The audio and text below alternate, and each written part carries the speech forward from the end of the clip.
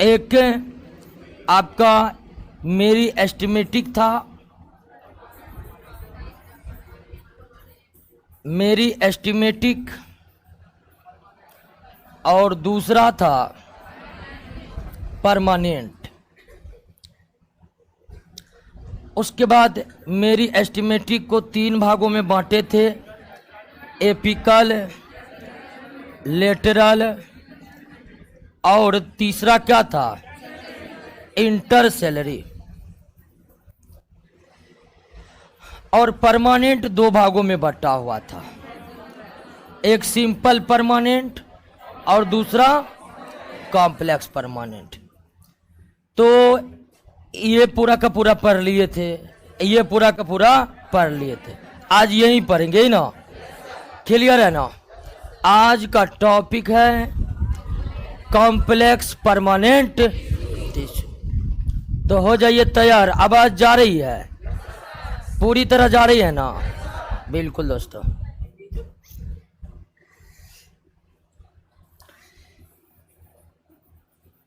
Complex permanent tissue यानी जटिल अस्थाई ऊतक, जटिल अस्थाई ऊतक। और इससे पिछले क्लास में हम डिस्कस कर चुके थे कि हम इसे कॉम्प्लेक्स नाम क्यों दिए, इसे जटिल ऊतक क्यों कहते। क्योंकि ऊतकों के बारे में हम पढ़ चुके हैं कि एक ऊतक में जितने भी कोशिकाएं होंगी उन सभी कोशिकाओं के आकार और आकृति समान होंगे, उनके कार्य समान होंगे और उनकी उत्पत्ति भी समान होगी। लेकिन ये जो कॉम्प्लेक्स परमानेंट टिश्यू है, इनमें अलग अलग आकार और आकृति के एवं अलग अलग कार्य करने वाले कोशिकाएं हैं। यानी इन ऊतकों का निर्माण, कॉम्प्लेक्स परमानेंट टिश्यू का निर्माण अलग अलग कार्य करने वाले ऊतक एवं अलग अलग आकार और आकृति के कोशिकाओं से मिलकर बना हुआ है। पुनः ध्यान दीजिए कि कॉम्प्लेक्स परमानेंट कॉम्प्लेक्स इसलिए है क्योंकि इस ऊतक के निर्माण में अलग अलग आकार और आकृति के कोशिकाएं और अलग अलग कार्य करने वाले कोशिकाएं भाग लिए हैं।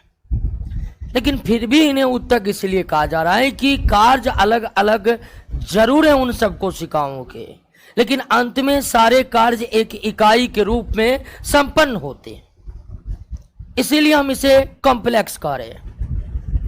और कॉम्प्लेक्स परमानेंट दोस्तों 2 प्रकार के होते हैं। और आपका पहला टाइप है जाइलम। ठीक है, जाइलम। जाइलम को हिंदी में भी अब जाइलम कहा जा रहा है। ठीक है, दारू इसको हिंदी में कहते हैं।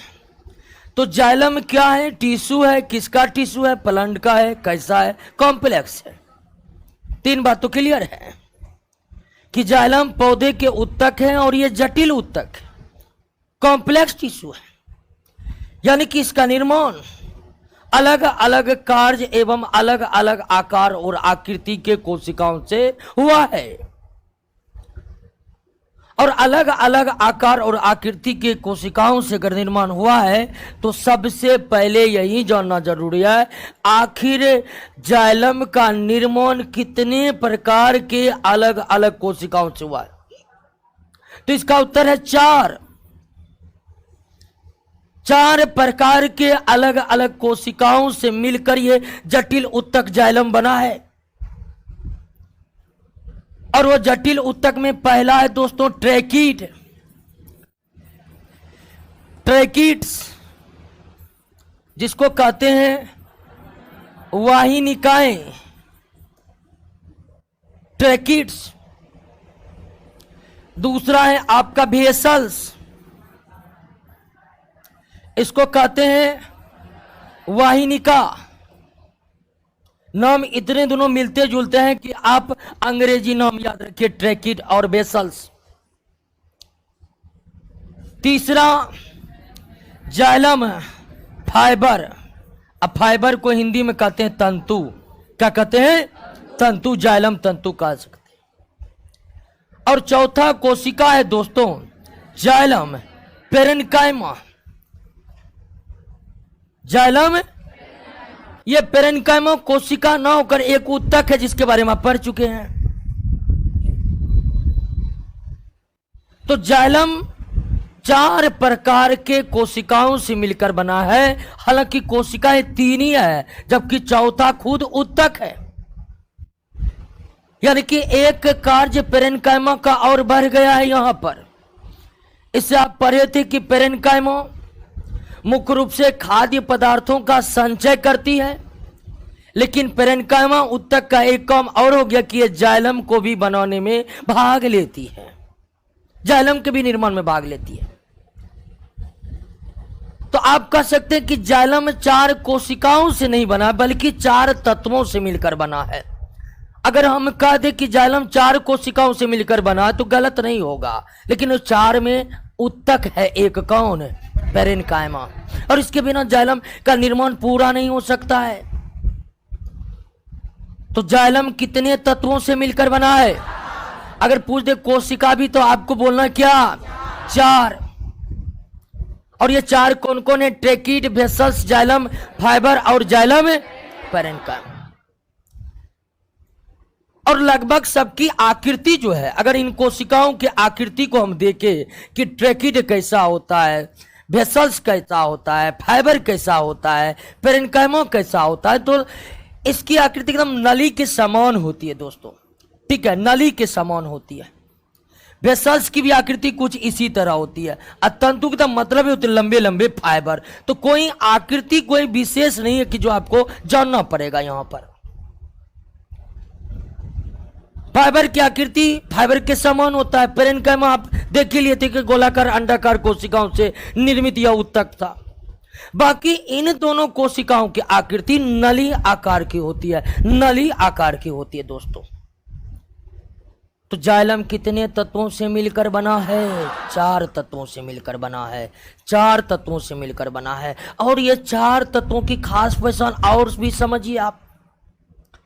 इन 4 तत्वों की खास पहचान क्या है उसको भी आप समझिए कि इनमें जो ये जो 3 तत्व है दोस्तों, 3 तत्व, ये तीनों क्या है?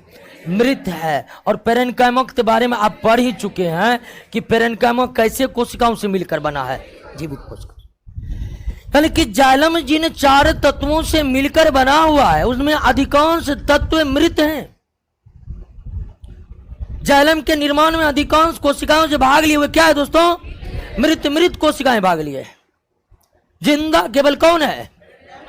पेरेन्काइमा। जिंदा केवल कौन है? पेरेन्काइमा है। अधिकांश कोशिकाएं मृत है। अब यह उत्तक क्या करती है तो आपको बताए कि चारों कोशिका के आकार और आकृति अलग अलग है। पेरेन्काइमा की कोशिका की आकृति गोलाकार या अंडाकार होता है। तंतु की आकृति फाइबर के समान, लंबे लंबे रेशे के समान। और ट्रेकीड की आकृति, आपको हम बोले कि ट्रेकीड की जो आकृति होती है, ट्रेकीड की जो आकृति होती है वे लंबे थोड़ा चौड़े नली के समान, और वाहिनिका की जो आकृति है थोड़ा दोस्तों ये छोटे यानी कम चौड़े नली के समान होता है। इसकी आकृति, तंतु की आकृति लंबे लंबे रेशे के समान होता है, लंबे लंबे रेशे के समान होता है। और इसका गोलाकार अंडाकार होता है, हम पहले ही पढ़ चुके हैं। तो सबकी आकृति अलग अलग है, सबके कार्य अलग अलग है, कार्य अलग अलग है। क्या कार्य है इसका? ट्रेकीड का कार्य है जल का परिवहन करना, जल का परिवहन करना, जल का परिवहन करना।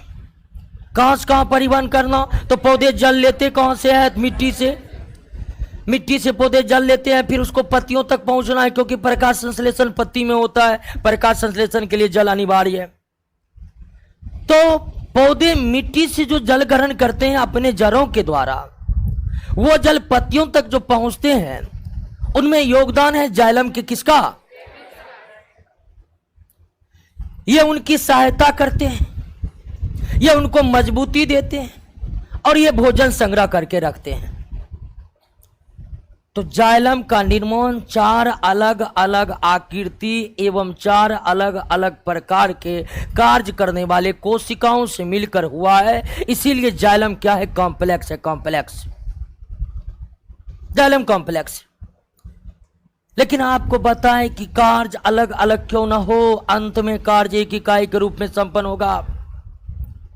ये चारों अलग अलग कार्य क्यों ना हो। अगर हम पूछेंगे कि जाइलम कौन से कार्यों को अंजाम देता है, तो जाइलम का कार्य है, जाइलम का कार्य है जल और तथा खनिज लवण। ठीक है, जल तथा खनिज लवण यानी कि मिनरल्स दोस्तों। ठीक है, मिनरल्स, जल तथा खनिज लवण का परिवहन करना। जाइलम का क्या काम है? जल तथा खनिज लवण का परिवहन करना। और परिवहन ये होता है दोस्तों एक ही दिशा में। किस दिशा में? केवल एक ही दिशा में होता है, एक ही दिशा में। अब कहिएगा कि ज्यादा पानी चल गया तो फिर लौट कर आएगा जड़ों में, अब फिर जाएगा मिट्टी में, तो ऐसा सिस्टम बना हुआ नहीं है। जाइलम के द्वारा जल का परिवहन होता है और ये परिवहन केवल एक ही दिशा में होता है और वो दिशा किशोर से किशोर होती है। इसके विपरीत जल का परिवहन संभव ही नहीं पौधे में।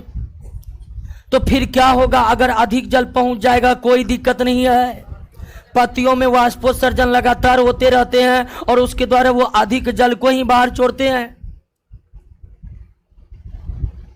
क्योंकि पौधे का आदत बड़ी खराब है, खाना चाहिए ना भर दिन बनेगा। पानी की जरूरत नहीं है फिर भी भर दिन जितना मट्टी में रहेगा सोख रहेगा। और फिर क्या अंतिम परिणाम? क्या अंतिम परिणाम की 90% खाना हम लोग खाते हैं पौधा का, 90% पानी पौधा बर्बाद करते हैं। हालांकि आपको पता है कि बर्बादी भी जरूरी है, नहीं बर्बाद होगा फिर पौधे मर जाएगा, पौधा मर जाएगा तो कौन रहेगा पृथ्वी पर? कोई रह पाएगा? नहीं रह पाएगा। तो जाइलम आप समझे कि नहीं समझे? कोई दिक्कत है? जाइलम में याद रखना, जाइलम कितने कोशिकाओं से, या कभी कभी पूछा जाइलम कितने तत्वों से मिलकर बना है? 4 तत्व में अधिकांश तत्व क्या है? यानी 4 में कितने मृत हैं? कौन कौन मृत हैं? तो जाइलम में जीवित सिर्फ कौन है? पैरेन्काइमा, जो पहले ही पढ़ चुके हैं, जीवित कोशिकाओं से बने हुए। जाइलम में सारे कोशिका का आकार और आकृति अलग है, उनके कार्य भी अलग, लेकिन अंत में सबका कार्य इकाई के रूप में संपन्न होता है। यानी जाइलम के चारों कोशिका मिलकर कौन से एक महत्वपूर्ण कार्य को अंजाम देती है? तो जाइलम का क्या कार्य है? जाइलम जल का परिवहन जो करते हैं उसमें सबसे ज्यादा योगदान किन कोशिकाओं का है? ट्रेकिड्स का है। किसका है? हल्का फुल्का योगदान किसका है? ये तो बस मजबूती देने के लिए है कि पानी जो लेकर जाएगा तो नीचे में रीस से रीस कर बाहर ना आ जाए, तो मजबूती देने के लिए घेरे रहते हैं चारों तरफ से। कौन? फाइबर। नहीं तो मान लीजिए कि नली है, पानी जा रहा है, पानी जा रहा है, बीच में नली फट गया, क्या होगा? फटेगा ही नहीं, क्योंकि क्या है बगल में? इसका काम है मजबूती देना। तो क्लियर हो गया, जाइलम जल का परिवहन 2 दिशा में कि एक दिशा में, और वो दिशा किधर से किधर? वही दिक्कत है जाइलम में। पढ़िए तो एक बार जाइलम को, तब आते हैं हम दूसरा पर।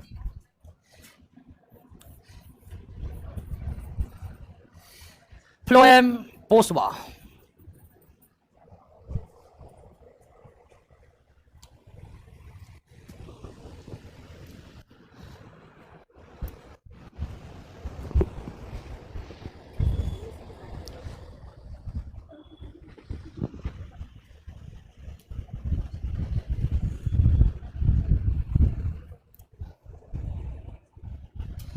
आइए फ्लोएम पर। जाइलम में कोई दिक्कत नहीं होगा। जाइलम कितने तत्वों से?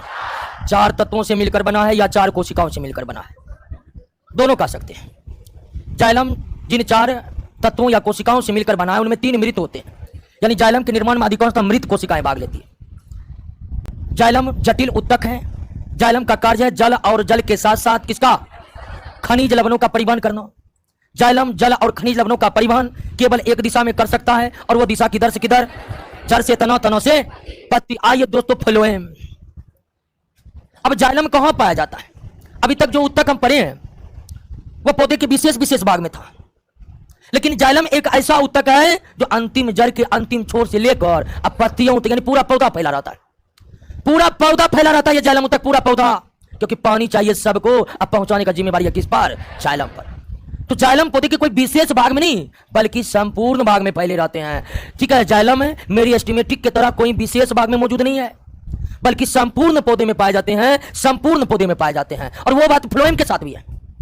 पौधे में जाइलम फ्लोएम उत्तक एक साथ पाए जाते हैं, और ये 2 उत्तक है दोस्तों की पूरे पौधे में फैले रहते हैं, जाइलम भी और फ्लोएम भी, और एक साथ।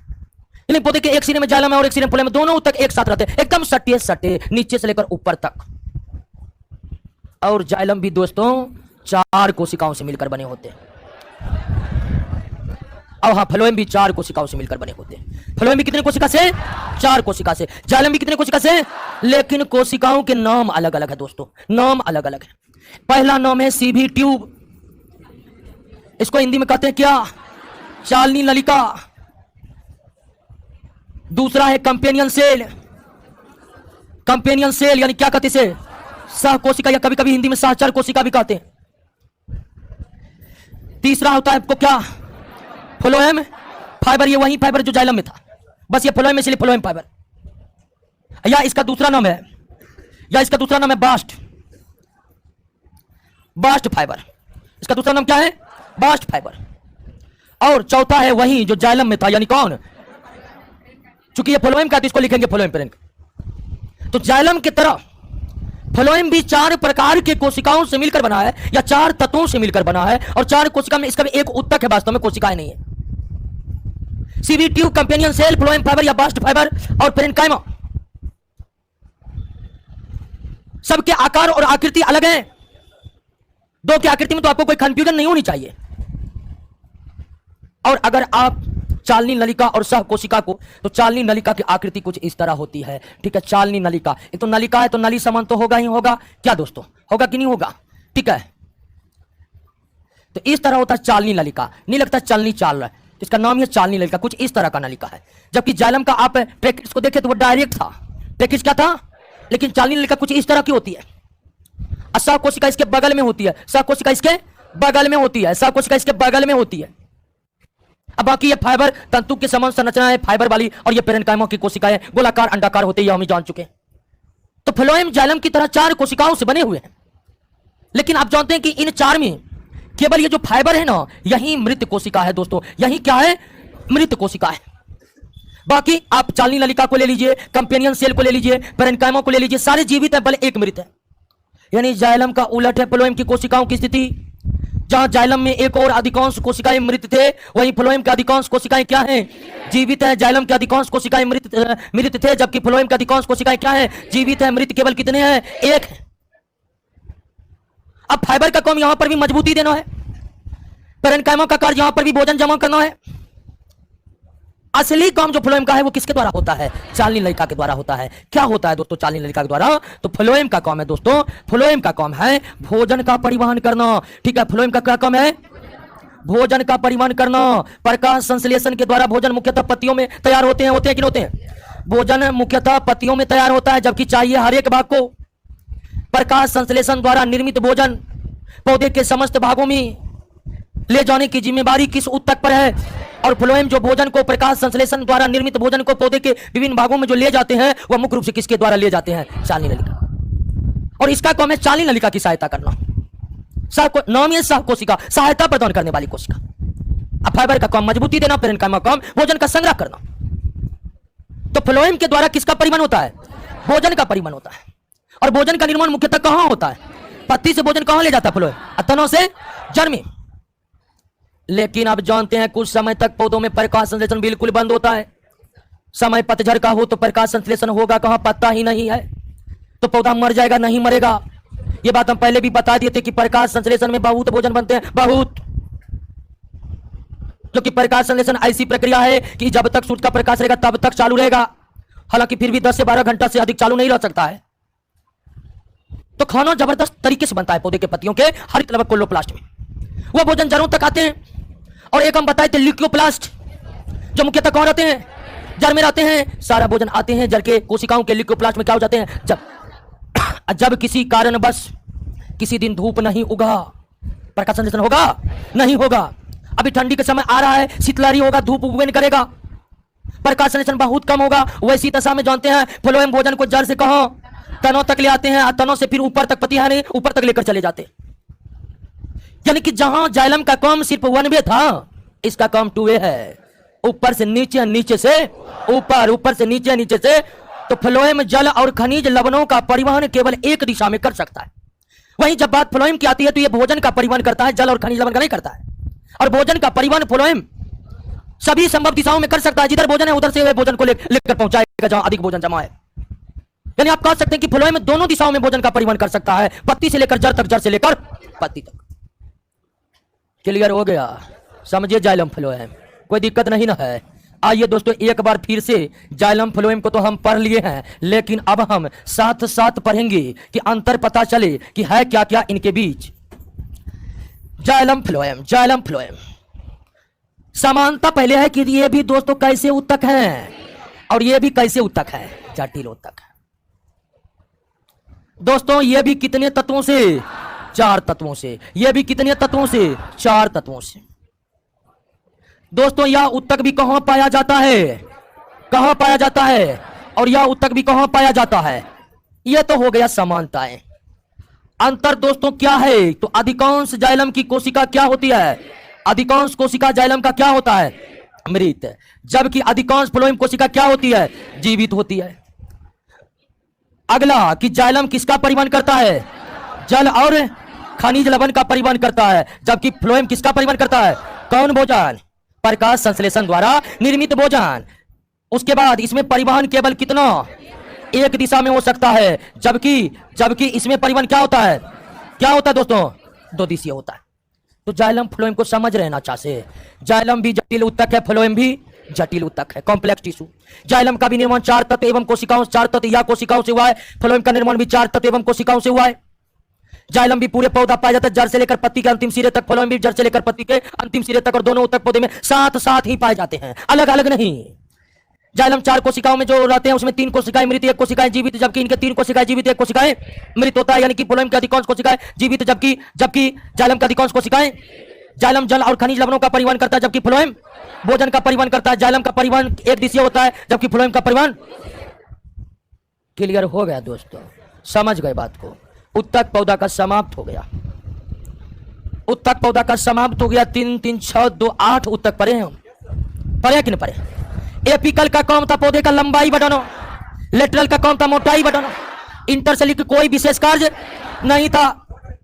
उसके बाद पेरेन्काइमा का काम है भोजन का संग्रह करना, कोलेनकाइमा का काम है लचीलापन प्रदान करना, एस्क्लेनकाइमा का काम मजबूती देना, जाइलम का काम जल का परिवहन, और फ्लोएम का काम।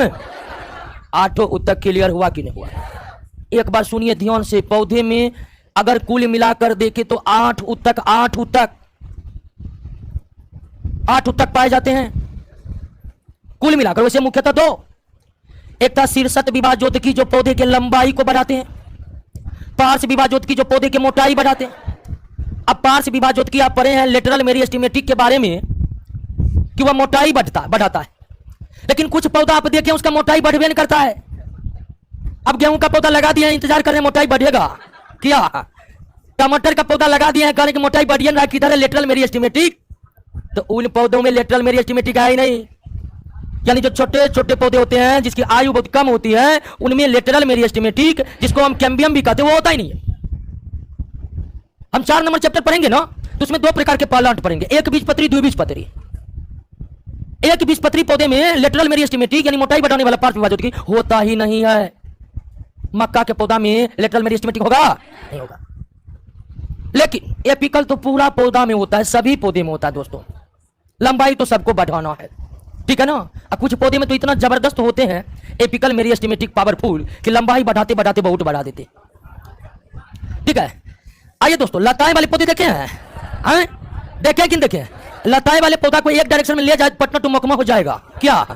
एक डायरेक्शन में लिया जाए तो उसमें भी है वो जो लंबाई बढ़ा किसके कारण? एपिकल कर।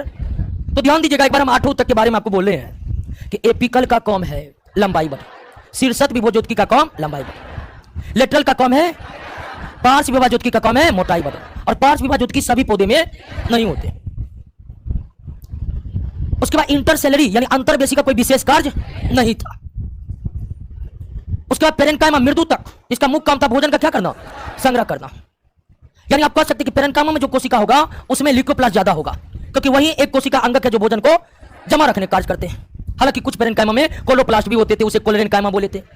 कुछ पेरेन्काइमा जलीय पौधे में एरेन्काइमा बन गया था, जो जलीय पौधे को तैरने में मदद कर रहे थे। कोलेरेन्काइमा यानी स्थूल कोण उत्तक का काम है लचीलापन प्रदान करना, वे बड़े बड़े वृक्षों में नहीं थे, पौधे के जड़ों में नहीं थे। मजबूती देने का काम एस्क्लेरेन्काइमा करता है। जाइलम फ्लोएम में भी फाइबर कोशिकाएं होते हैं। जाइलम भी दोस्तों पौधों को मजबूत बनाते हैं, फ्लोएम भी मजबूत बनाते हैं। लेकिन जाइलम का मुख्य काम जल और खनिज लवणों का परिवहन करना है। फ्लोएम का मुख्य कार्य प्रकाश संश्लेषण द्वारा निर्मित भोजन का क्या करना है, परिवहन करना। कोई दिक्कत दोस्तों? इसके अलावे ये जो 8 परे हैं, इसके अलावे कुछ और उत्तक मौजूद होते हैं पौधे में, कुछ और उत्तक मौजूद होते हैं पौधे में, जिसका काम पौधों को सुरक्षा देना होता है। पौधों को सुरक्षा भी बड़ी जरूरी है। अगर पौधों के ऊपर कोई सुरक्षात्मक परत नहीं रहेगा तो पौधे फिर इस पर्यावरण में, इस पृथ्वी पर अपना जीवन यापन सही से नहीं चला पाएंगे। क्योंकि आदमी का फितरत होता है दोस्तों, आप भी कहीं चले चले होंगे, पौधा होगा तोड़ लिया, इससे पौधा कुछ नहीं हुआ। क्यों? तो बचाव के रास्ते उनके पास है। तो और कुछ उत्तक को पढ़ना है, लेकिन प्रमुख उत्तक को हम पढ़ चुके। और जो उत्तक पौधे में है उसका काम होता है दोस्तों, उसका काम होता है पौधों को सुरक्षा देना, पौधों को सुरक्षा देना। और पौधों को सुरक्षा देने का काम कौन करेगा? जो ऊपर में रहेगा। अब कहिएगा जाइलम फ्लोएम सुरक्षा देगा, सुरक्षा देगा? उसको जल ढोने से फुर्सत नहीं है, वो भीतर में है पौधे के। तो पौधे की कौन से उत्तक सुरक्षा देंगे? जो सबसे बाहर में है। सबसे बाहर उत्तक को क्या कहते हैं? एपिडर्मिस कहते हैं। क्या कहते हैं? एपिडर्मिस कहते हैं। तो पौधों के ऊपरी परत को एपिडर्मिस कहा जाता है। और एपिडर्मिस में जीवित मृत सब कोशिकाएं होती है। और उस परत का काम होता है, यानी कि पौधे के ऊपरी परत जिसको हम एपिडर्मिस कहते हैं, उस परत का काम होता है सुरक्षा प्रदान करना। किससे? कीड़े मकोड़ों से, परजीवी से, बारिश से, धूप से, सब कुछ से मदद करना। बहुत ज्यादा धूप होता है ना, फिर भी बड़े बड़े पौधे को सूख जाते या झुलस जाते देखे हैं? नहीं देखे हैं, नहीं झुलसेगा। अब बहुत पौधे में वही मरचा लगाइए, मिर्च का पौधा लगाया है, आज मिर्च का पौधा लगाए हैं, नहीं लगाए टेंशन नहीं है, लगा हुआ देखे हैं, बिल्कुल सही है। मिर्च का पौधा लगा दिए, एकदम पूरा 4 दिन धूप आएगा ना, झुलस जाएगा, पौधा मर जाएगा। अब बगल में आम का पौधा नहीं मरेगा, कारण जानते हैं उसका एपिडर्मिस बहुत मजबूत है, जो धूप के असर को अंदर तक जाने ही नहीं दिया। अब मरचा बेचारा भी लगा ही है, उसका ऊपरी परत साफ उतना मजबूत है ही नहीं, धूप अंदर तक जाकर जाइलम को सुखा दिया, कहां से पौधा जीवित रहेगा? तो पौधे की जो ऊपरी परत होते हैं ना, उसका नाम है एपिडर्मिस। वैसे मानव की त्वचा के भी ऊपरी परत को क्या कहते हैं? एपिडर्मिस कहते हैं। पौधे की भी ऊपरी परत को क्या कहते हैं? एपिडर्मिस कहते हैं। और इसका काम होता है पौधों को सुरक्षा देना, तमाम बाहरी आघातों से सुरक्षा देना, तमाम बाह्य परजीवी से सुरक्षा देना, मौसम की मार से सुरक्षा देना, एपिडर्मिस। और एपिडर्मिस या पौधों की बाह्य परत का काम सिर्फ सुरक्षा नहीं देना। एक बात ध्यान दीजिए, आपको हम आगे चलकर पढ़ाएंगे कि पत्तियों में सूक्ष्म सूक्ष्म रंध्र होते हैं। पत्तियों में अगर पौधे के पत्ती को माइक्रोस्कोप लेकर देखेंगे ना, उसमें एकदम छोटे छोटे छोटे छिद्र दिखाई पड़ेंगे। उस छिद्र को हम क्या कहते हैं? एस्टोमाटा। जो महत्व हमारे लिए नाकों का है, नाक का, नोज का, वही महत्व पौधों के लिए किसका है? रंध्र। अर्थात पौधे इसी से सांस लेते हैं और छोड़ते हैं। क्या पौधे भी सांस लेते छोड़ते? बिल्कुल, हर सजीव लेते छोड़ते हैं दोस्तों। तो पत्तियों में पाया जाता है सूक्ष्म चीजें, क्या कहते हैं? रंध्र कहते हैं। उसी तरह आप जड़ को अगर देखेंगे तो जड़ में एकदम दोस्तों, जड़ में एक बालों की समान संरचनाएं पाई जाती है। जड़ में जो एकदम बालों की समान संरचनाएं पाई जाती है, इस तरह की संरचनाएं पाई जाती है। इस जड़ में पाए जाने वाले बालों की समान संरचनाओं को क्या कहते हैं? मूल रोम कहते हैं। क्या कहते हैं? मूल रोम कहते हैं, रूट हेयर कहते हैं। ये सब पार्ट अगर ना रहे ना, तो पौधे का जीना संभव ही नहीं है। क्योंकि जड़ जो मिट्टी से जल ग्रहण करते हैं, वे जड़ का कौन सा भाग ग्रहण करते हैं? मूल रोम। मरचा लगाए है ना, तो मरचा निकालिए, जड़ का सारा जो एकदम रगड़ करके ये हटा दीजिएगा, वो पौधा नहीं लगेगा। जड़ तब काम करेंगे जब उसमें ये पतली पतली बालों की समान संरचना है, अर्थात क्या मौजूद हो। तो ये जो महत्वपूर्ण 2 संरचनाएं देख रहे हैं, रंध्र और मूल रोम, ये पौधे के कोई आंतरिक परत पर नहीं होता है, ये बाह्य परत पर होता है। इस किस परत पर होता है दोस्तों? बाह्य परत पर होता है। यानी बाह्य परत को क्या कहते हैं? एपिडर्मिस कहते हैं। इस परत पर होता है। क्लियर हो गया? बात समझ गए? बाह्य परत को समझे। अब आइए दोस्तों पढ़ते हैं टिश्यू सिस्टम को, यानी किसको? उत्तक तंत्र। उत्तक तंत्र का जिक्र नोट में नहीं है, ठीक है, लेकिन करना जरूरी है, क्योंकि अब प्रश्न इस सेक्शन से पूछे जा रहे हैं। प्रश्न जरूर है आपके टिश्यू का। जो प्रश्न, टोटल कितना प्रश्न है इसमें? 140 प्रश्न है। तो पहले जो पढ़ाते थे ना, तो पौधे के उत्तक तंत्र के बारे में नहीं पढ़ाते थे, लेकिन हाल फिलहाल में जो एग्जाम हुए, खासकर बिहार पुलिस का जो एग्जाम, उसका तो क्वेश्चन दरोगा से भी ज्यादा टफ, बड़ी टफ स्थिति। ऐसा दरोगा बन जा रहा है, लेकिन बिहार पुलिस बनने में दिक्कत है, ये स्थिति है। तो अब क्वेश्चन जो है ना, थोड़ा रेंज बढ़ा करके पूछा जा रहा है दोस्तों, इसीलिए थोड़ा इसको भी समझ लीजिए। किसके बारे में? उत्तक तंत्र। आपको समझा देते हैं, आप समझ जाइए। अब बाकी आप प्रश्नों पर जाइएगा ना, तो प्रश्न इससे रिलेटेड है और आपसे बनेगा। जिस तरह आप जंतु की शरीर की बात करते हैं ना, उसमें ऑर्गन सिस्टम होता है, अंग तंत्र। मानव में क्या होता है? अंग तंत्र, या जंतुओं का शरीर किससे बने होते हैं? अंग तंत्र, डाइजेस्टिव सिस्टम, रिस्पिरेटरी सिस्टम वगैरह वगैरह। लेकिन पौधों में कोई अंग तंत्र नहीं होते हैं। पौधा में कौन तंत्र? उत्तक तंत्र होते हैं। क्या होते हैं? उत्तक तंत्र। और एक प्रकार के उत्तक तंत्र में एक ही प्रकार के उत्तक रहते हैं। एक उत्तक तंत्र में एक ही प्रकार के कई उत्तक रहते हैं जो एक तरह के कार्य करते हैं। तो दोस्तों, जिस तरह जंतुओं में अंग तंत्र होते हैं, ऑर्गन सिस्टम होते हैं, क्या वो ऑर्गन सिस्टम पौधों में भी होते हैं? नहीं। क्या पौधा में पाचन तंत्र होता है? श्वसन तंत्र होता है? उत्सर्जन तंत्र होता है? नर्वस सिस्टम होता है? कुछ भी नहीं होता है। अंग तंत्र होता ही नहीं है। लेकिन उसके बदले क्या होता है? उत्तक तंत्र होता है। और पूरा पौधा, एक पूरे पौधे में या एक पौधे के शरीर में 3 प्रकार के उत्तक तंत्र होता है। पहला epidermal tissue system. Epidermal tissue system.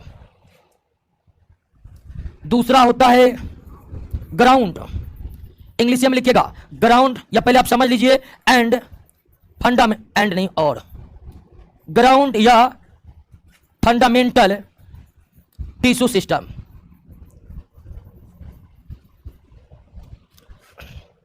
और तीसरा vascular tissue system. Vascular tissue system. तो पौधे का पूरा शरीर कितने प्रकार के उत्तक से बना होता है? 3 प्रकार के उत्तक से बना होता है। 3 प्रकार के उत्तक से, एपिडर्मल, ग्राउंड और vascular. Epidermal, ground and vascular. Ground का ये फंडामेंटल का ये बात बराबर है। अब ये 3 उत्तक तंत्र में सबसे बाहर में कौन उत्तक तंत्र रहते हैं? एपिडर्मल। ये दोस्तों कहां रहते हैं? मध्य में। और ये दोस्तों सब आंतरिक में रहते हैं। ये सब क्या रहते हैं? लिखना है कि समझना है? पहले समझ तो लीजिए, पहले समझ लीजिए। लिखना कोई बड़ी बात नहीं है। किताबों में दिया हुआ, लुसेंटो में दिया हुआ, छूट जाएगा, कोई दिक्कत नहीं, वहीं से लिख लेंगे। ठीक है? ऐसा नहीं कोई रिसर्च करके हम आए हैं नया चीज लिखा रहे हैं। समझिए, ठीक है? और उसके बाद लिखिए। सबका ऑनलाइन भी जुड़ा होगा, नहीं होगा जुड़िए जाएगा। तो पहले समझ लीजिए, लिखने का मौका देगा। होता क्या है कि जब बता रहे हैं तो लिख रहे हैं, जब घर पर जाए क्या लिखे हैं, क्या लिखे हैं, तो हम पहले कहते पहले आप समझ लीजिए, उसके बाद आप लिखिए। ठीक है? अब परीक्षा तो टेंशन लेना नहीं है, क्योंकि जो प्रश्न पूछेगा वो हम क्लास में करवाएंगे, और उससे बाहर पूछेगा तभी हम बोल रहे हैं, ऑनलाइन भी बोल रहे हैं। ठीक है? तो कितने प्रकार के टिश्यू सिस्टम? 3 प्रकार के, एपिडर्मल, ग्राउंड और, अब यह समझिए कि इन 3 प्रकार के उत्तक तंत्र में सबसे बाहरी भाग कौन उत्तक तंत्र? एपिडर्मल, मध्य भाग और सबसे भीतर में। अब इसका व्यवस्था देखिए, इसका व्यवस्था देखिए दोस्तों। एक पौधे को आप इस तरह बांट सकते हैं, तने को बांटिएगा तो गोलेकार में ना, तो सबसे बाहर में क्या है आपका? एपिडर्मल। यह मतलब समझिए तने का काट है। तो सबसे बाहरी भाग में एपिडर्मल, सबसे बाहरी भाग में, मध्य भाग में ग्राउंड। यह ग्राउंड एकदम, ये दोस्तों आपका क्या है? भास्कुलर। ठीक है? भास्कुलर। ये आपका क्या है दोस्तों? ग्राउंड। क्या है? और ये क्या है? एपिडर्मल। तो पौधे में कितने प्रकार के उत्तक तंत्र होते हैं? सबसे बाहर में, मध्य में, सबसे भीतर भास्कुलर। क्लियर हो गया? अब तीनों उत्तक तंत्र के कार्य अलग अलग, तीनों उत्तक तंत्र के कार्य अलग अलग। कार्य क्या अलग? तो इसका काम है सुरक्षा देना। एपिडर्मल टिश्यू सिस्टम का क्या काम है? सुरक्षा देना। ग्राउंड और फंडामेंटल का काम है भोजन बनाना, भोजन बनाना और उसका क्या करना? संग्रह करना। और भास्कुलर का काम है क्या करना? परिवहन करना। किसका? जल का, भोजन का। क्लियर हो गया? बात समझ गए? तो पौधे में कितने उत्तक तंत्र? सबसे बाहरी उत्तक तंत्र को एपिडर्मल, जिसका काम क्या है? पौधे को सुरक्षा देना। मध्य उत्तक तंत्र को क्या कहते हैं? ग्राउंड या फंडामेंटल, जिसका काम क्या है? भोजन बनाना। और सबसे भीतरी और परिवहन। और इसकी व्यवस्था आप देख लिए ना, देख लिए ना कैसा है? तो किस भाग में कौन से उत्तक तंत्र हैं, उनके क्या कार्य है, आप समझ गए? फटाफट 1 मिनट के अंदर लिख लीजिए। पहला देखिए, पहला क्या था? एपिडर्मल। एपिडर्मल। ठीक है? एक तरफ लिखिए सुरक्षा और एक तरफ लिखिए क्या? बाहरी। समझ जाइएगा कि नहीं? इसी को कहते हैं कोड बट में पढ़ाई। और दूसरा क्या है? ग्राउंड या फंडामेंटल। ठीक है? काम क्या? भोजन, निर्माण और संग्रह। कैसा परात? मध्य परात। तीसरा भास्कुलर। ठीक है? काम किया परिवहन, परत कौन, भीतरी। देखिए हो गया, क्लियर है।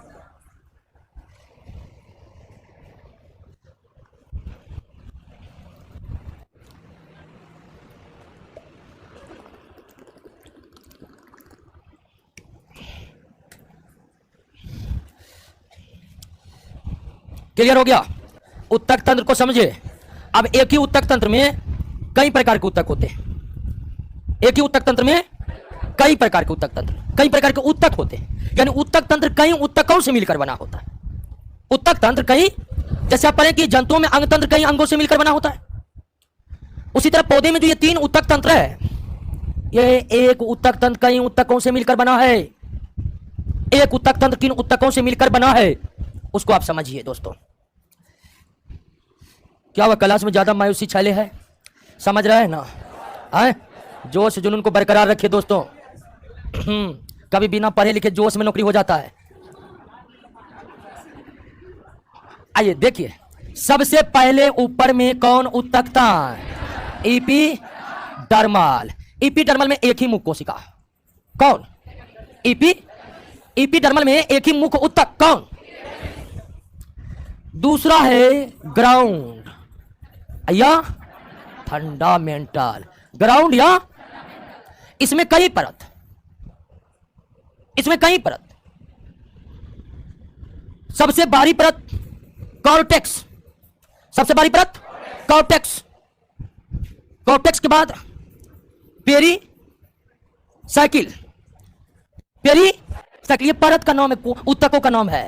कॉर्टेक्स, कॉर्टेक्स के बाद पेरी साइकिल, और उसके बाद पिथ। क्या? पिथ तथा पिथ रेज। आपको सिर्फ नाम याद रखना है, ज्यादा कुछ नहीं। ये कॉर्टेक्स क्या है? उत्तक, किसका? पौधों का। पेरीसाइकिल क्या है? उत्तक, किसका? पौधों का। पिथ और पिथ रेज क्या है? उत्तक, किसका? पौधों का। और ये सारे उत्तक मध्य भाग का निर्माण करते हैं, अर्थात किसका निर्माण करते हैं? ग्राउंड और फंडामेंटल का। यानी पौधे के सबसे ऊपर में एपिडर्मिस के नीचे, कॉर्टेक्स के नीचे, पेरीसाइकिल के नीचे पिथ तथा पिथ रेज। जैसे हम लोग का त्वचा, त्वचा के नीचे मांसपेशी, मांसपेशी के नीचे हड्डी, ठीक उसी तरह पौधे के सबसे ऊपर में एपिडर्मिस के नीचे, उसके नीचे, उसके नीचे ये भिन्न भिन्न परतों के नाम हैं, भिन्न भिन्न परतों के नाम। और कॉर्टेक्स पुनः 3 परत में बटा हुआ, यानी पौधों की दूसरी परत कॉर्टेक्स पुनः कितने परत में? 3 परत में बटा है। हाइपोडर्मिस, पहला परत क्या है? हाइपोडर्मिस, सिर्फ नाम याद रखना है दोस्तों। हाइपोडर्मिस, जनरल कॉर्टेक्स और इंडोडर्मिस। इंडोडर्मिस। अब आप कह सकते हैं कि पौधे में एपिडर्मिस के बाद हाइपोडर्मिस, हाइपोडर्मिस के बाद जनरल कॉर्टेक्स, जनरल कॉर्टेक्स के बाद इंडोडर्मिस, इंडोडर्मिस के बाद पेरीसाइक्लिक, पेरीसाइक्लिक के बाद पिथ या पिथ रेज। तो दूसरा परत में कौन कौन उत्तक है समझ गए ना? ये है बाहर से भीतर की ओर। ये क्रम क्या है दोस्तों? बाहर से भीतर। यानी एपिडर्मिस सबसे ऊपर में, पेड़ का जो छाल है वास्तव में किस परत का है? एपिडर्मिस के बाद कॉर्टेक्स के बाद पेरीसाइकिल के बाद पिथ रेज। या आप कह सकते हैं एपिडर्मिस के बाद हाइपोडर्मिस के बाद सबसे भीतर एंडोडर्मिस के बाद। तो कॉर्टेक्स वास्तव में ये जो ग्राउंड या फंडामेंटल का जो मुख्य उत्तक है कॉर्टेक्स, ये पुनः कितने भागों में? 3 भागों में बटा हुआ है। क्लियर हो गया? दूसरा में कौन कौन उत्तक है समझ रहे ना? पौधों के सबसे बाएं परत को एपिडर्मिस के नीचे की परत को, हाइपोडर्मिस के नीचे, जनरल कॉर्टेक्स के नीचे, इंडोडर्मिस के नीचे, पेरीसाइक्लिक के नीचे, या ये तीनों नहीं बोलना, तो एपिडर्मिस सबसे बाहरी परत उसके नीचे, कॉर्टेक्स के नीचे, उसके नीचे, बाहरी और मध्य भाग। क्लियर हो गया? क्लियर हो गया? तीसरा vascular, vascular tissue system. Vascular tissue system 3 उत्तक से मिलकर बना होता है। मुख्य 2 ही, एक जाइलम, फ्लोएम और कैम्बियम। जाइलम, फ्लोएम और कैम्बियम। भास्कुलर टिश्यू सिस्टम में क्या रहते हैं? भास्कुलर टिश्यू सिस्टम में कौन कौन उत्तक? जाइलम, फ्लोएम, कैम्बियम सब में नहीं होते, लेकिन ये दोनों सब में होते हैं। तो दोस्तों पौधे के 3 उत्तक तंत्र, तीनों के कार्य और स्थिति जान गए थे। सबसे बाहर में एपिडर्मल टिश्यू सिस्टम में कितने टिश्यू? मुख्य रूप से एपिडर्मिस। पौधे के मध्य उत्तक तंत्र को ग्राउंड, और जिसमें क्या क्या मौजूद है? यानी कि पौधे का जो मध्य भाग का निर्माण करने वाले ग्राउंड और फंडामेंटल टिश्यू सिस्टम था दोस्तों, ये 3 परतों से कॉर्टेक्स, पेरीसाइक्लिक, पिथ और खुद कॉर्टेक्स जो क्रम में पौधे का दूसरा परत होगा, ये खुद कितने भाग में बटा? 3 भाग। हाइपोडर्मिस, जनरल कॉर्टेक्स और इंडोडर्मिस। हाइपोडर्मिस, जनरल कॉर्टेक्स और इंडोडर्मिस। और सबसे भीतरी उत्तक तंत्र, वास्कुलर सबसे भीतरी उत्तक तंत्र। वास्कुलर, वास्कुलर में कितने उत्तक, मुख्य रूप से कितने उत्तक, यानी जाइलम फ्लोएम को सम्मिलित रूप से क्या कहते हैं, वास्कुलर टिश्यू सिस्टम कहते हैं। क्या कहते हैं दोस्तों? क्लियर हो गया? पौधे के उत्तक तंत्र समझे, उनकी स्थिति और कार्य को समझे, और उस उत्तक तंत्र में कौन से प्रमुख उत्तक है इसको समझ गए। अब इसको थोड़ा डिटेल में समझना है। नोट कर लिए हैं? नहीं कर लिए? कर लीजिए, कर लीजिए, कर लीजिए, क्योंकि नहीं करिएगा तो लूसेंटो में तो देना है। कर लीजिए।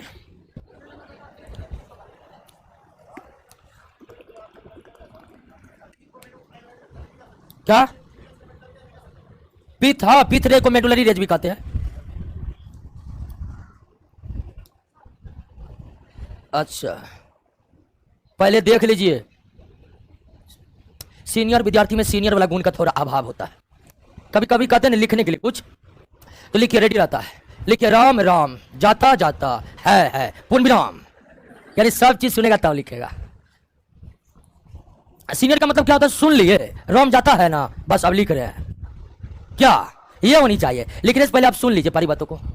आप देख रहे हैं बहुत जो लिख रहा है, कोटेक्स कोटेक्स, फिर तीर, तीर का निशान, फिर पेरिसाइक्लिक, तो एकदम पहले एकदम देख लेना, उसके बाद लिख डालना है।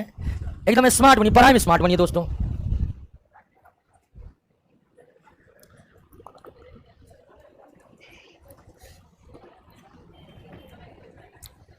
ऊपर कर दे, अच्छा रहने दे, हो गया। थोड़ा पढ़ना है डिटेल में किसको, क्योंकि क्वेश्चन आता है। एक भास्कुलर बंडल जो पौधे की सबसे भीतरी परत, ये जो भास्कुलर टिश्यू सिस्टम है ना, इसमें तीनों उत्तक की व्यवस्था अलग अलग होती है। पौधे के सभी भागों के वास्कुलर सिस्टम या विभिन्न पौधे के वास्कुलर सिस्टम को देखेंगे तो उनमें जाइलम फ्लोएम कैम्बियम की व्यवस्था क्या होती है, अलग अलग।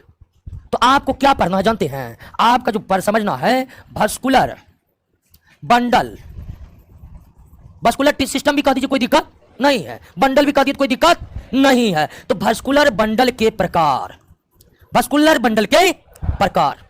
अब वास्कुलर बंडल में या वास्कुलर टिश्यू सिस्टम में कितने उत्तक हैं? तीन। मुख्य कितने हैं? और तीन कौन कौन है?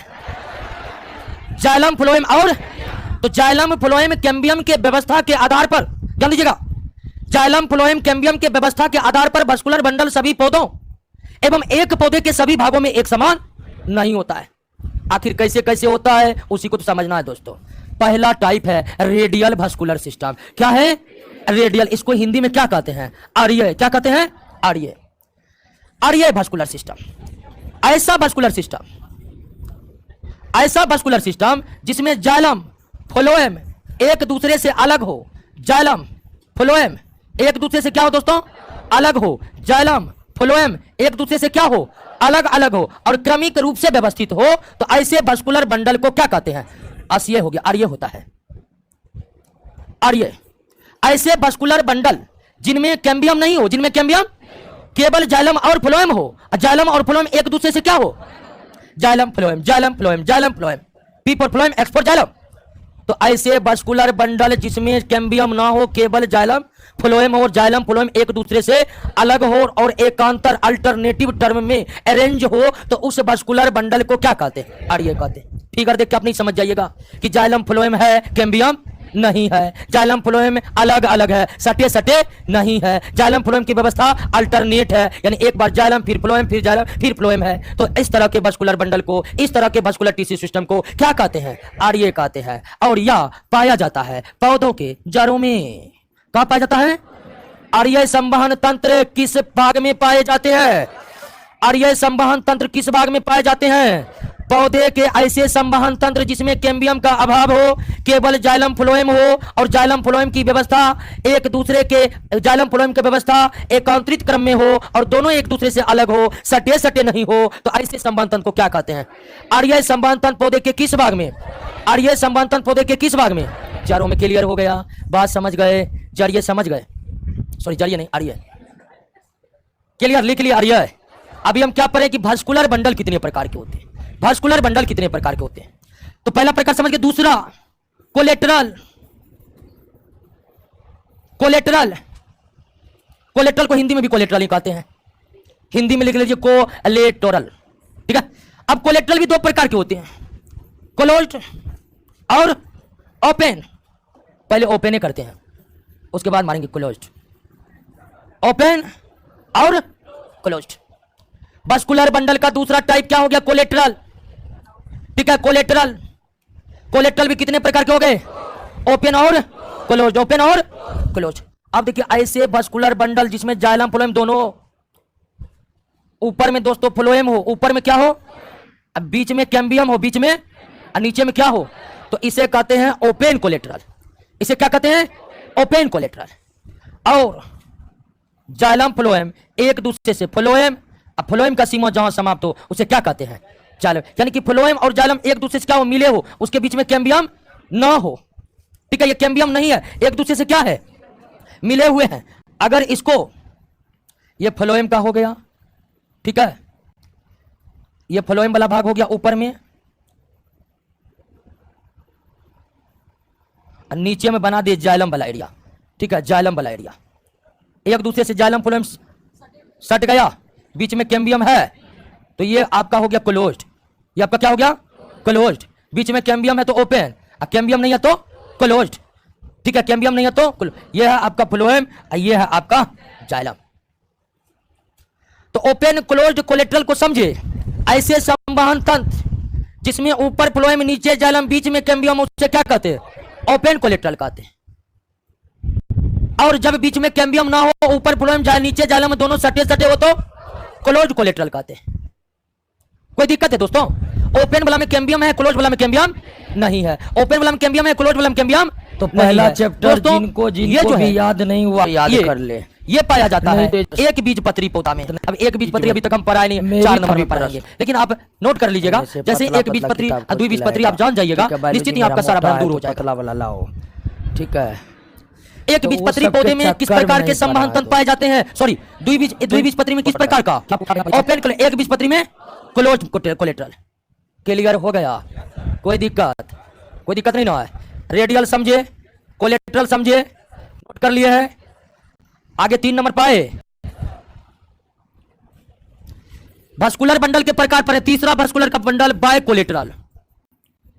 बायकोलेट्रल इस प्रकार के संवहन बंडल में दोस्तों ऊपर में फ्लोएम, फिर कैम्बियम, फिर जाइलम, फिर कैम्बियम, फिर फ्लोएम, ऊपर फ्लोएम नीचे फ्लोएम, बीच में जाइलम, अलग करने के लिए कैम्बियम।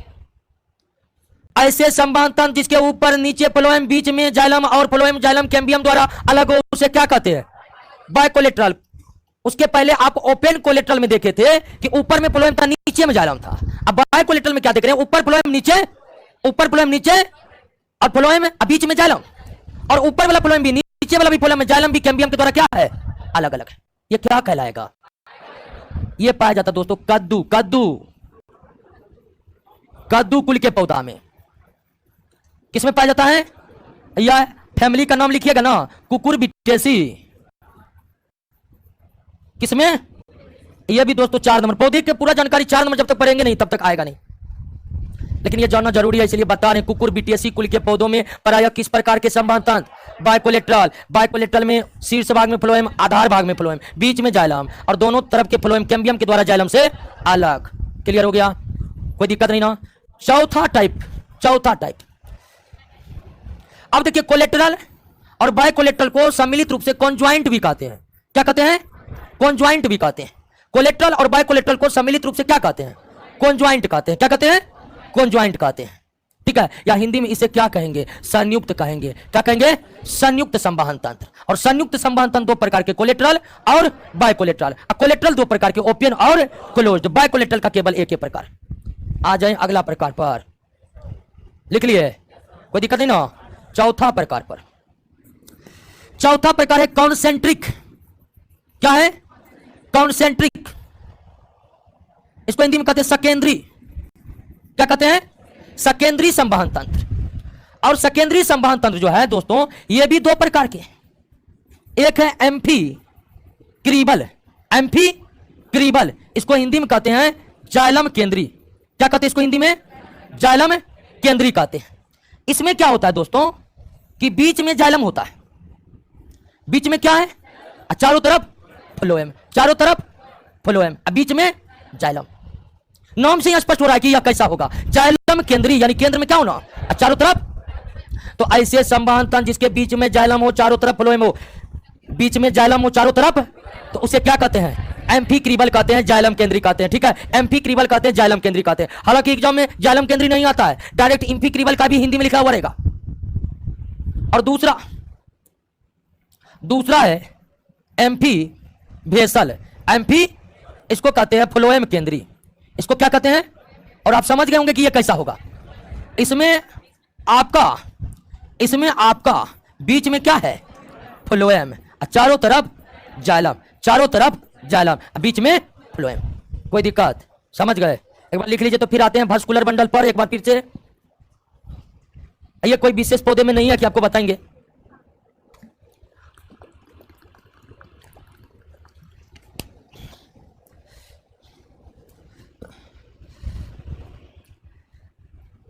टेंशन नहीं लीजिए, चैप्टर थोड़ा उबाऊ है, ठीक है।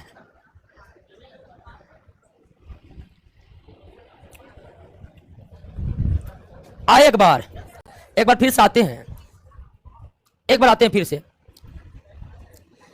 कि पौधे के जो सबसे भीतरी ऊतक तंत्र है उसका नाम है वास्कुलर टिश्यू सिस्टम। और vascular tissue system xylem, phloem और कैम्बियम से मिलकर बना होता है। हालांकि कैम्बियम सभी पौधे के वास्कुलर सिस्टम में नहीं पाया जाता है।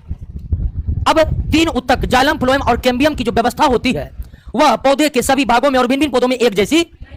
जाइलम, फ्लोएम और कैम्बियम की व्यवस्था के आधार पर कई प्रकार के वास्कुलर सिस्टम होते हैं, कई प्रकार के वास्कुलर बंडल होते हैं। पहला टाइप है रेडियल यानी कि आर्य। ऐसे संवहन तंत्र, ऐसे वास्कुलर बंडल जिसमें जाइलम, फ्लोएम एक दूसरे से अलग होकर एकांतर क्रम में व्यवस्थित हो, यानी अल्टरनेटिव कॉम्बिनेशन में अरेंजमेंट हो, तब ऐसे वास्कुलर बंडल को क्या कहते हैं, आर्य। फिगर आपके सामने में। दूसरा है कॉन्जॉइंट यानी कि संयुक्त। संयुक्त हो गया तो मतलब जाइलम, फ्लोएम सटल रहेगा, मिलल रहेगा एक दूसरे से। और कॉन्जॉइंट 2 प्रकार के होते हैं, कोलेट्रल और कोलेट्रल भी 2 प्रकार के होते हैं, ओपन और। अब ओपन कोलेट्रल में क्या होता है कि ऊपर फ्लोएम नीचे, दोनों परत कैम्बियम द्वारा अलग रहता है। ओपन कोलेट्रल प्राय किन पौधों में, द्विबीजपत्री पौधों में पाए जाते हैं। जब जाइलम, फ्लोएम को अलग करने के लिए कैम्बियम का परत ना हो तो उसे क्या कहते हैं, क्लोज्ड कोलेट्रल किसमें पाया जाता है।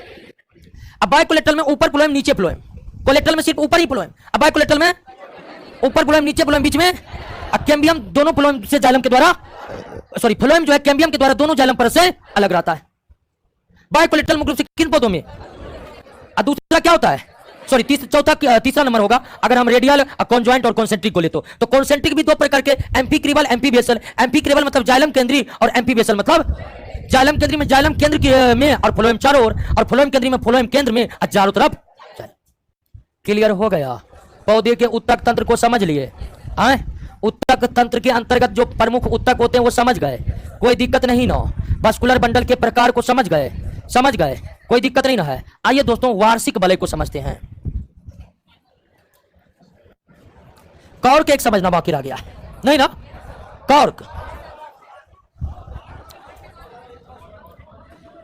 बच गया ना। कॉर्क का नाम थोड़ा स्टैंडर्ड है दोस्तों, सीधा समान, और तुम इसे क्या कहते हैं, छाल। हालांकि फिर भी थोड़ा दोनों में अंतर है, लेकिन कोई पर्याप्त अंतर नहीं है। कॉर्क यानी पैरों की छाल, और ये छाल किन में बनते हैं, जिनमें मोटाई बढ़ते हैं। यानी कॉर्क उन पौधों में उगते हैं जिनमें लेटरल मेरिस्टेमेटिक होते हैं, लेटरल मेरिस्टेमेटिक, पार्श्व विभाजोत की ऊतक। और हम शुरुआत में बोले थे कि पार्श्व विभाजोत की ऊतक सभी पौधों में नहीं पाए जाते हैं। पार्श्व विभाजोत की सभी ऊतकों में, सभी पौधों में नहीं पाए जाते। तो जिन पौधों की मोटाई बढ़ती है तो निश्चित वो पार्श्व विभाजोत के कारण बढ़ती है। लेटरल मेरिस्टेमेटिक क्या करता है, मोटाई बढ़ाता है। पार्श्व विभाजोत की मोटाई बढ़ाती रहती है, मोटाई बढ़ाती रहती है। अंत में उसकी सारी कोशिकाएं मृत होकर बाहर आ जाती है और किसका निर्माण कर लेती है, यानी दोस्तों कॉर्क या छाल उन कोशिकाओं के द्वारा बनते हैं, कोशिकाएं नहीं, कॉर्क और छाल उन ऊतकों के भाग है जो ऊतक मोटाई बढ़ाते अब उनकी कोशिकाएं क्या हो चुकी है, मृत हो चुकी है। यानी बात लेटरल मेरिस्टेमेटिक का हो रहा है, पार्श्व विभाजोत का हो रहा है। और वो जो कैम्बियम देखे थे ना, कैम्बियम जाइलम फ्लोएम में था, वो भी वास्तव में लेटरल मेरिस्टेमेटिक ही है। लेटरल मेरिस्टेमेटिक रूपांतरित होकर जाइलम फ्लोएम के बीच में जाकर के कैम्बियम परत का निर्माण करता है। और लेटरल मेरिस्टेमेटिक का वही कैम्बियम वाला भाग का जब कोशिकाएं मृत हो जाती है तो किसमें कन्वर्ट होती है, कॉर्क में होती है। और यह पौधे के सबसे ऊपरी परत पर रहती है। और निश्चित इसका काम अगर क्या है तो सुरक्षा प्रदान करना, किससे, सब कुछ। आग लग जाता है ना तो गेहूं का फसल जल जाएगा, आम का बगीचा नहीं जलेगा। जानते हैं ना आप, मतलब भयंकर आग लग गया आम का बगीचा में भी तो उसको भी जलना ही पड़ेगा। लेकिन हल्का फुल्का आग में कुछ नहीं होता है। किस पौधे को, जिस पौधे में क्या होते हैं, छाल। जानते हैं ऐसा क्यों? ये जो कॉर्क है ना, छाल जो है ना, इसमें एक विशेष प्रकार के रासायनिक पदार्थ पाए जाते हैं। कौन? सुबेरिन। सुबेरिन के कारण ना इससे होकर हवा प्रवेश कर सकता है, ना इसमें जल्दी आग लग सकता है, ना इसके भीतर जल जा सकता है। जल रोधी, वायु रोधी, अग्नि रोधी, पता नहीं कितना रोधी होता है दोस्तों। इतने सारे गुण हो जाते हैं इसमें। और ये सारे गुण आते हैं किस विशेष, ये सारे गुण आते हैं किस विशेष रसायन के कारण? सुबेरिन के कारण। तो वही बात है, याद रखना कि लेटरल मेरी एस्टिमेटरी का काम है मोटाई बढ़ाना। मोटाई बढ़ाते बढ़ाते बढ़ाते अंत में उनकी कोशिकाएं मृत होकर क्या बना लेती है? और कौर की कोशिकाएं। कौर बहुत ज्यादा इंपॉर्टेंट है, सेल इसी से खोजा गया था, याद कीजिए।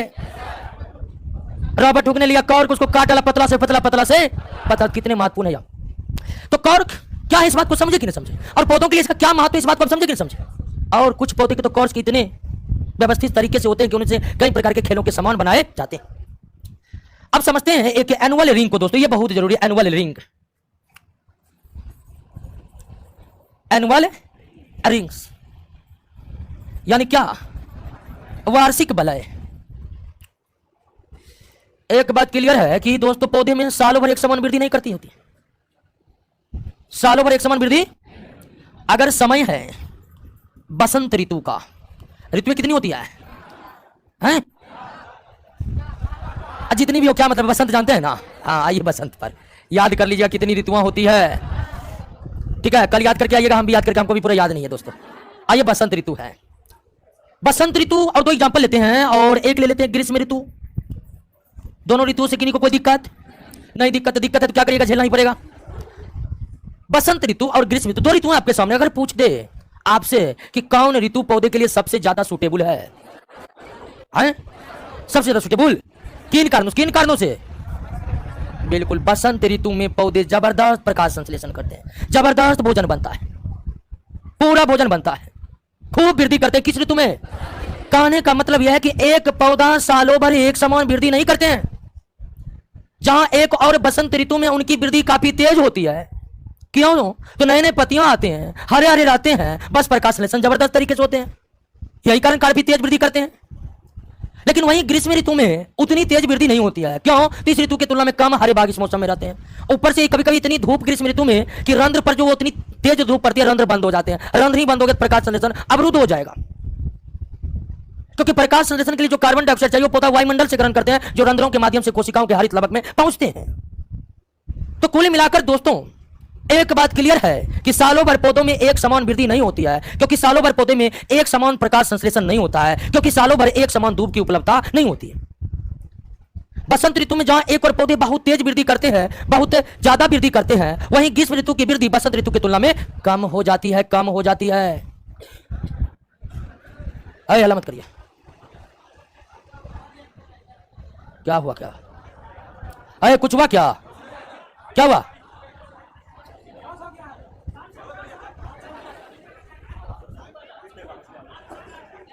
अरे हल्ला मत करिए, हल्ला मत करिए। ओके ओके, सब कुछ शुरू करें। बसंत ऋतु पर आ गए हैं। आइए दोस्तों, बसंत ऋतु में जो जाइलम का विकास होता है, जाइलम का विकास होता है, उसे कहते हैं स्प्रिंग वुड। क्या कहते हैं? स्प्रिंग वुड कहते हैं। और इसका हल्के रंग का हो जाता है।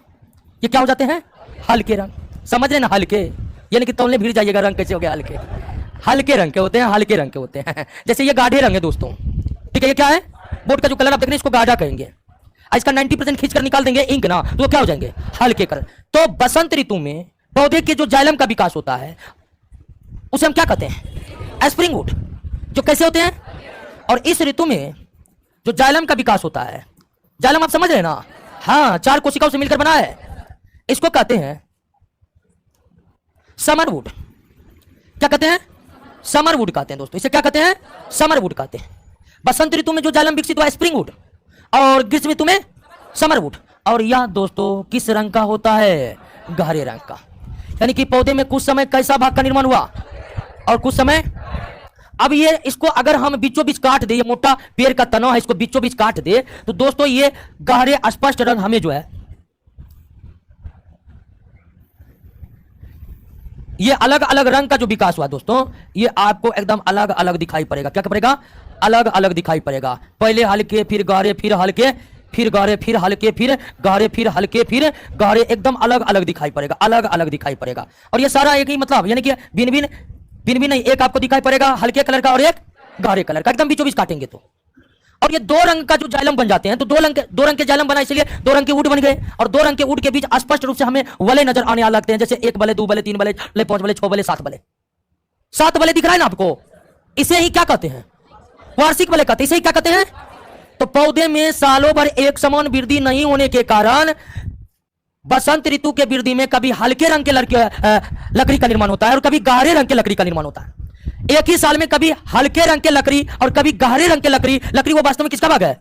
निर्माण होने से एक ही साल में कुछ लकड़ी हल्के रंग का, कुछ लकड़ी गहरे रंग का जो विकसित होते हैं, उससे पौधे के तने के अनुप्रस्थ काट में, एरिया ऑफ क्रॉस सेक्शन में हमें बलय नजर आने लगते हैं। और इसी बलय को हम क्या कहते हैं? वार्षिक बलय कहते हैं, क्योंकि यह बलय एक साल में केवल एक बनता है। एक साल में केवल एक बनता है। बलय बनने का कारण स्प्रिंग वुड और समर वुड। बलय बनने का कारण अलग अलग मौसम। बलय बनने का कारण एक समान सालों भर वृद्धि नहीं होना। क्लियर हो गया? बात समझ गए? और वार्षिक बलय को गण करके आप पौधे की आयु का पता लगा सकते हैं। जितना वार्षिक बलय, जैसे 7 है तो ये 7 साल का पेड़ है, क्योंकि एक साल में एक वार्षिक बलय बनते, इसीलिए नाम है वार्षिक बलय। अगर किसी पौधा में 40 वार्षिक बलय है तो उसका एज 40 वर्ष है। 50 वार्षिक बलय तो 50 वर्ष, 70 वार्षिक बलय 70 वर्ष, एक वार्षिक बलय तो 1 साल। एक पौधे की आयु उसके वार्षिक बलय के बराबर होता है। ध्यान दीजिए, पौधे में जो वार्षिक बलय बना किसके कारण? स्प्रिंग वुड और ये दो अलग अलग रंग का लकड़ी इसीलिए बना क्योंकि मौसम सालों भर एक समान। पृथ्वी के कई ऐसे क्षेत्र हैं जहां सालों भर मौसम क्या होते हैं? एक समान होते हैं। तो सालों भर अगर मौसम एक समान होगा तो वृद्धि भी एक समान होगी, और वृद्धि एक समान होगा तो वार्षिक बलय।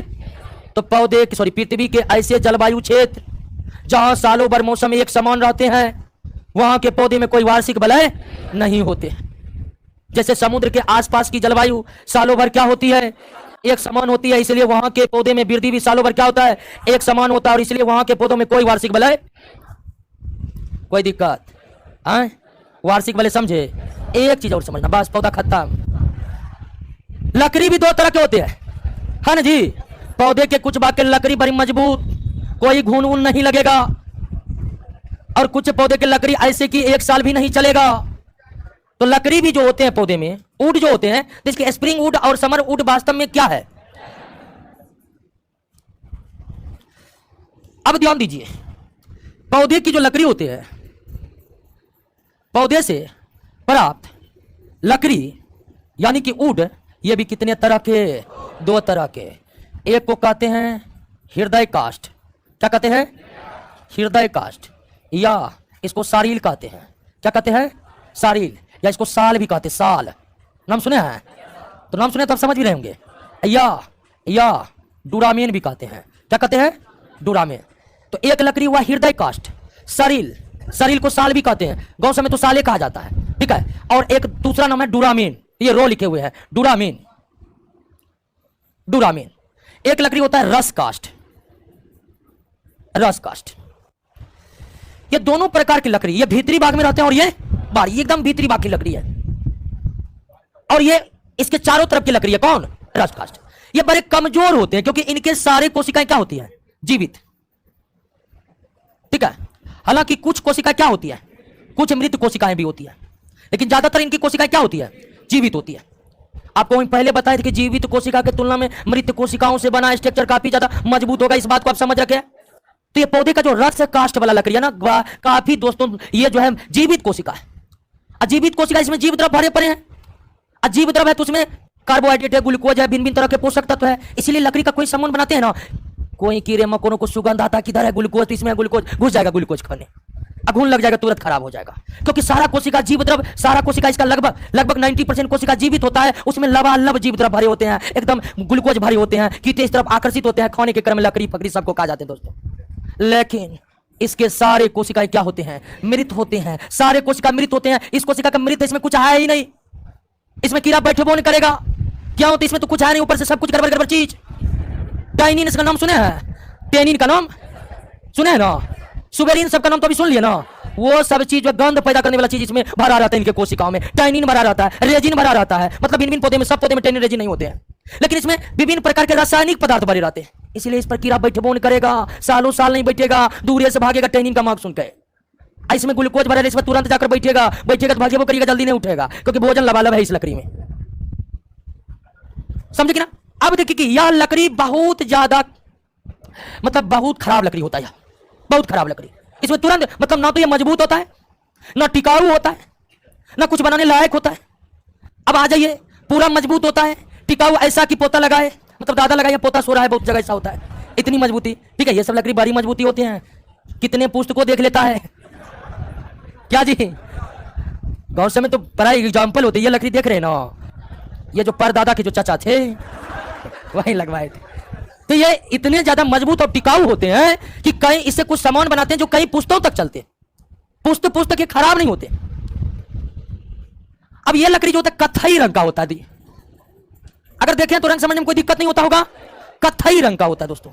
ये हल्के रंग का होता है, ठीक है, हल्के रंग का होता है, ये कत्थई रंग का होता है। तो पौधे में लकड़ी भी कितने प्रकार के, हृदय काष्ठ की लकड़ी, और हृदय काष्ठ की लकड़ी काफी मजबूत और टिकाऊ होते हैं, जबकि रस काष्ठ की लकड़ी बिल्कुल भी मजबूत और टिकाऊ। हृदय काष्ठ के सारे कोशिकाएं मृत होते हैं, जबकि रस काष्ठ के सारे कोशिकाएं, रस काष्ठ के हल्के रंग का होता है, जबकि हृदय काष्ठ कत्थई रंग का होता है। हृदय काष्ठ को सरील या साल भी कहते हैं, डुरामेन भी कहते हैं। रस काष्ठ का कोई दूसरा नाम, गांव समय कोई दूसरा नाम जरूर होगा क्या जी? हरबरा काहे रहे हैं, ठीक है, हर बराते ऐसे हैं कि बांध के रखे हैं दोस्तों। दौड़ोगा की तैयारी करना अपने आप में एक कष्टदायक अनुभव रहेगा, लेकिन जिस दिन आप वर्दी पहनिएगा ना, सारा कष्ट लगेगा। और कष्ट हमको काहे हुआ, ठीक है, जितना कष्ट होगा वर्दी पहनने में उतना मजा आएगा दोस्तों। इसीलिए कष्ट से कभी नहीं डरिए। बहुत होता है कि थक जाते हैं, पानी में भीग जाते हैं, कीचड़ लग जाता है, वगैरह वगैरह, ये सब फालतू बात है दोस्तों। मजे से तैयारी नहीं किया जाता है। बहुत एक ऐसा पढ़ने में मन नहीं लगता है, मन लगने का चीज है ना, कहाँ से मन लगेगा? आपको लगाना पड़ेगा मन। अब मन कैसे लगाए पढ़ने में, ये बात हम बताए, उससे अच्छा कि आप ही अपने दिल की आवाज देकर सुन ले कि क्या इससे मन लगेगा क्या। तो दोस्तों पौधे के उत्तक जितना जानते थे उतना बता दिए हैं, ठीक है। इसके बाद और भी है, ऐसा नहीं कि और नहीं है, लेकिन जितना बताए हैं काफी ज्यादा है। और हमको लगा कि पौधे के टिश्यू आप अच्छी तरह से समझ गए होंगे क्या। तो अब आप पौधे क्वेश्चन पर जाइएगा, देखिएगा क्वेश्चन बन रहा है कि नहीं बन रहा है। तो अगले क्लास में हम मानव के उत्तकों पर हम विचार करेंगे। पौधे का खेल समाप्त है दोस्तों, मिलिए अगले क्लास में।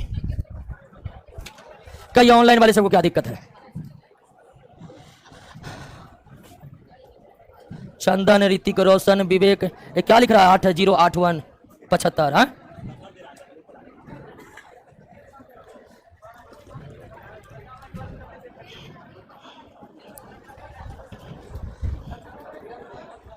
चलिए। ऋतिक रोशन, जगत नारायण ठाकुर, दिया कौन सा लकड़ी में लगता है?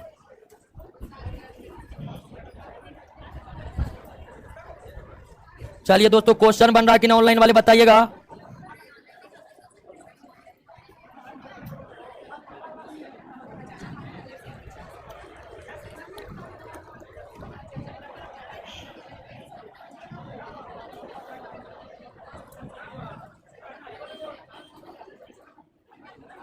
नोट्स ऑफिस में मौजूद है दोस्तों।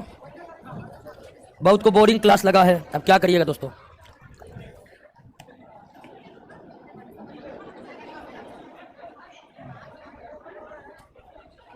चलिए क्वेश्चन बनना बनाइएगा दोस्तों, मिलते हैं अगले क्लास में।